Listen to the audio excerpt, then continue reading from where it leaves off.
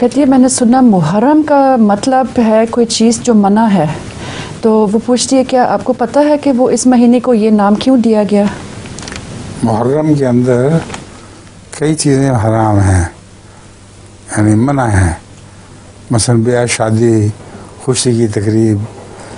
तो मुहर्रम एक ऐसा महीना है जिसमें ये चीज़ें खुद ब खुद मना हो जाती हैं।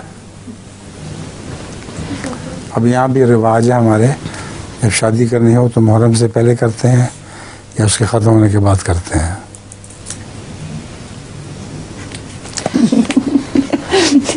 एक मियाँ बीवी की बड़ी सख्त लड़ाई है और दोनों का कलाम बंद हो जाता है, एक दूसरों से बोलते नहीं।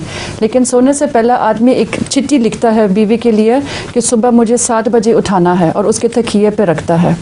तो सुबह जब वो उठ जाता है तो 10 बज चुके हैं, वो बड़ा सख्त नाराज़ हो जाता है, इसने मुझे उठाया क्यों नहीं।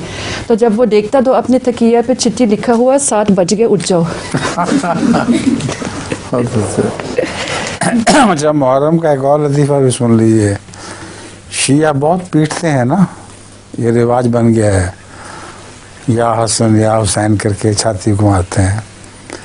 तो एक अफ़गानिस्तान से आदमी आया था जहाँ शिया कोई नहीं होता था, तो उसने देखा पेशावर में कि लोग बहुत पीट रहे हैं, जुलूस निकला हुआ है ताज़िया, और कहते हैं हाय या हसन या हुसैन।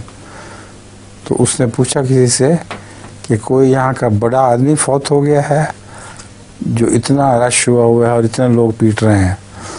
तो उसने कहा नहीं, तुम्हें नहीं खबर, ये हज़रत इमाम हसन इमाम हुसैन का वाक़या है, रसूलुल्लाह सल्लल्लाहु अलैहि वसल्लम के नवासे थे, उनको पीट रहे हैं। तो उन्होंने कहा वो तो 1400 साल पहले की बात है, यहाँ ये खबर अब पहुँची है।